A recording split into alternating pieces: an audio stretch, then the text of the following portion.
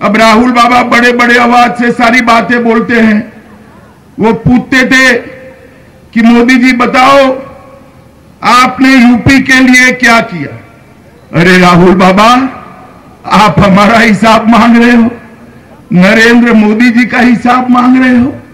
मित्रों, ये राहुल बाबा के परिवार ने 55 साल तक और 4 पीढ़ी तक शासन किया है। 10 साल तक यूपीए की सरकार थी, सोनिया मनमोहन की सरकार थी। 10 साल तक यूपी को क्या दिया? कर्जे के अलावे कुछ नहीं दिया। 10 साल तक 13वें वित्त आयोग में कांग्रेस पार्टी की सरकार ने यूपी को 3,30,000 करोड़ दिया था। जरा सुनो भैया, सुनो।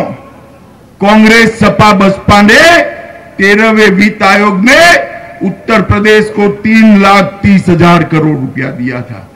भारतीय जनता पार्टी की सरकार ने 3 लाख करोड़ को बढ़ाकर 10,27,323 करोड़ रुपया देने का काम ये भारतीय जनता पार्टी की सरकार ने किया। मित्रों, और हमने हमारे घोषणा पत्र में हम लेकर आए हैं कि किसानों को ब्याज मुक्त, मेरी बात ध्यान से सुनना, अगले 5 साल के लिए मोदी जी सारे किसानों को जो लोन मिलेगा उस पर ब्याज नहीं लेने वाले हैं। ब्याज मुक्त लोन देने का काम नरेंद्र मोदी सरकार। अभी राजू भैया ने कहा 6,000 छोटे किसानों को भेजा है।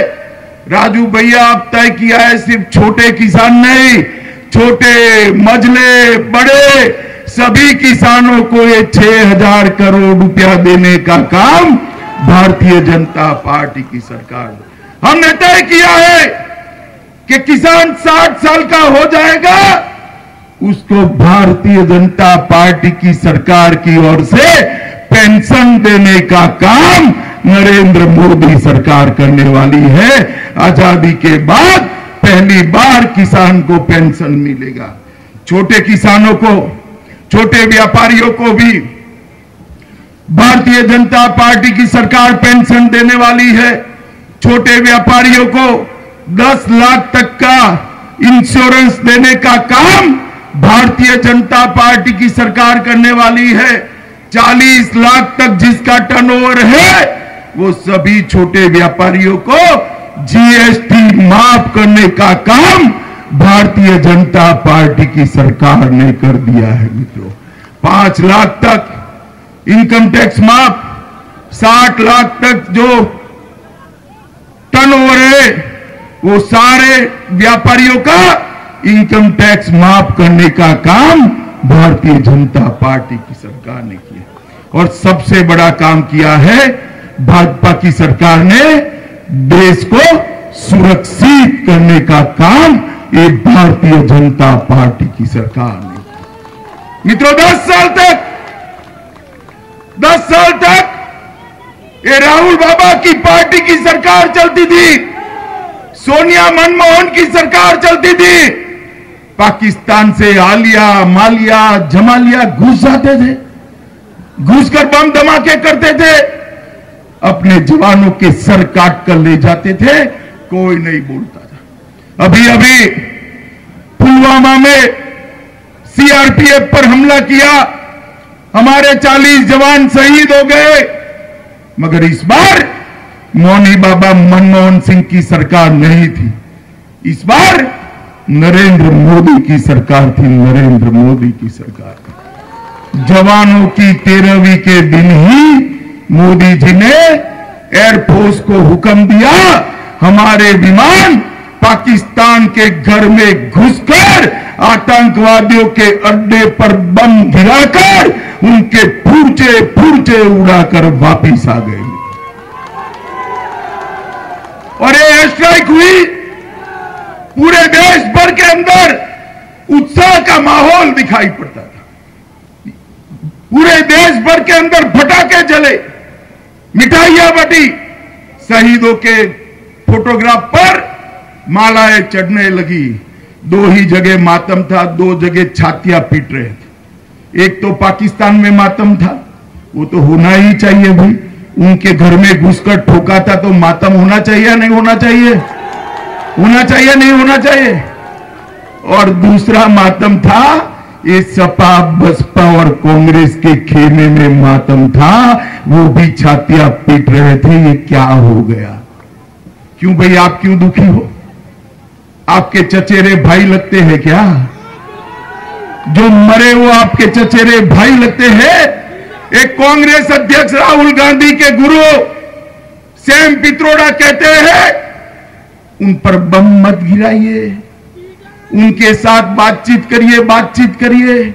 मुझे बताओ एटा कासगंज वालों, जो हमारे 40 जवानों को मार दे उसके साथ बातचीत करनी चाहिए, अब बम गिराने चाहिए?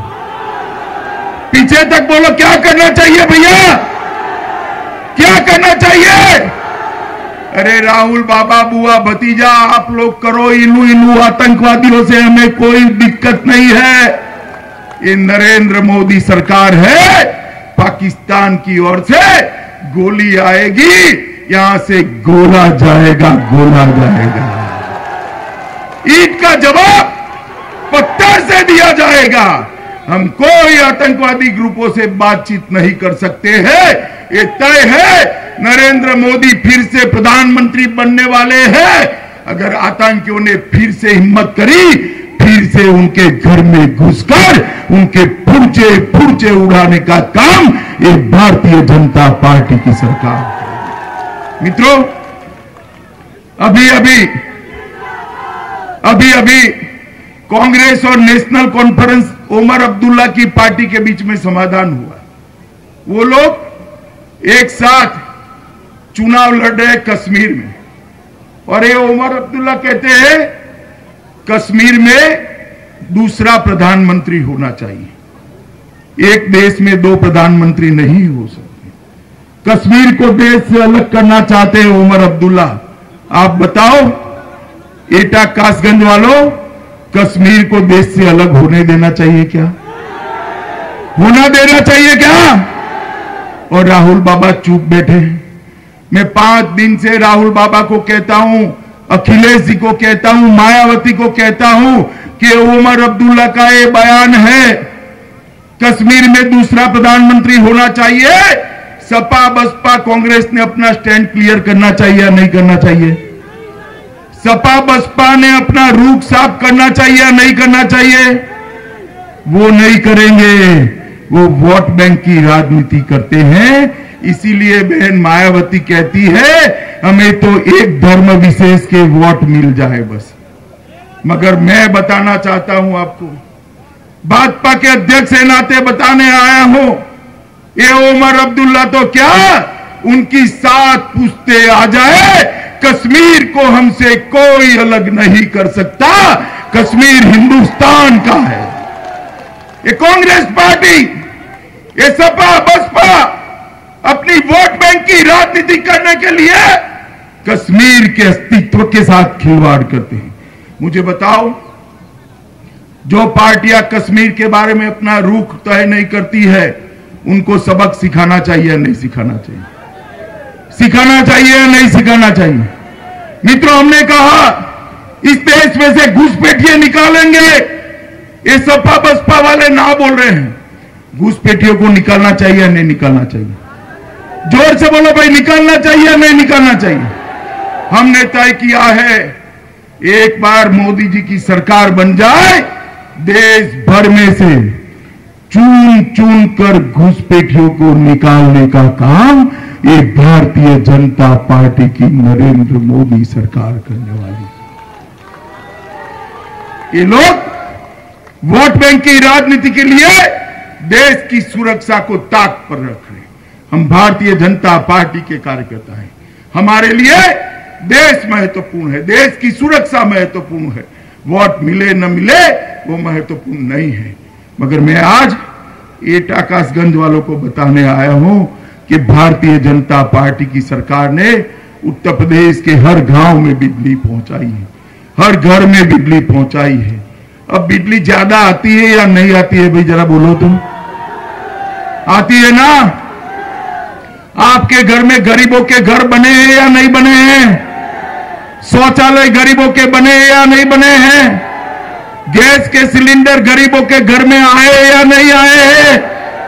मित्रों, ये सब भारतीय जनता पार्टी ने एक 5 साल के अंदर किया।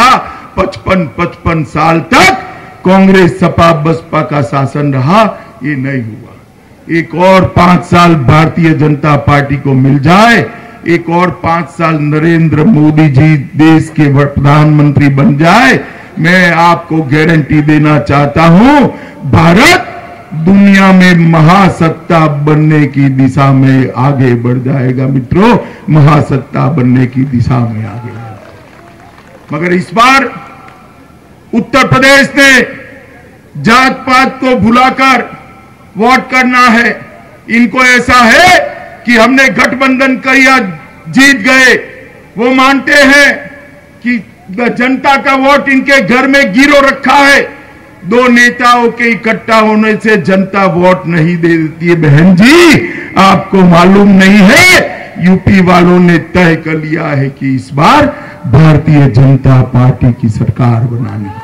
मुझे बताओ, एटा कासगंज वालों, राजू भैया की लीड बढ़ेगी या नहीं बढ़ेगी? बताओ जरा, बढ़ेगी या नहीं बढ़ेगी?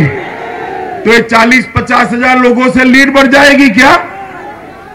ऐसे नहीं यार, मुझे बेवकूफ मत बताओ, नहीं बढ़ती है 40-50। क्या करोगे अब? कितने लोगों के पास मोबाइल है? हाथ ऊपर उठाओ, मोबाइल कितने लोगों के पास है ना? सबके पास। सभा समाप्त होते ही 50-50 लोगों को कमल के निशान पर बटन दबाने के लिए फोन करोगे आप? जरा जोर से बोलो, करोगे? मामा मामी, भाई बहनोई, माँ बाप, मौसी मौसा, चाचा चाची, दोस्त बहन, करोगे? करोगे? कमल का निशान दबाने के लिए कहोगे? राजवीर सिंह को बड़े बहुमत के साथ जिताने के लिए कहोगे? यूपी में 74 सीटों के लिए कहोगे? मोदी जी को प्रधानमंत्री बनाने के लिए कहोगे? भाजपा सरकार बनाने के लिए कहोगे? आतंकवाद को मुंह तोड़ जवाब देने के लिए कहोगे? पाकिस्तान को मुंह तोड़ जवाब देने के लिए कहोगे? तो मेरे साथ दोनों हाथ उठाओ मित्रों, विजय के संकल्प की मुट्ठी भींचो और प्रचंड आवाज से बोलो, भारत माता की, भारत माता की, भारत माता की। मैं एक बार बोलूंगा, फिर एक बार आप बोलोगे? आप बोलोगे? बोले फिर एक बार, फिर एक बार, फिर एक बार। वंदे मातरम।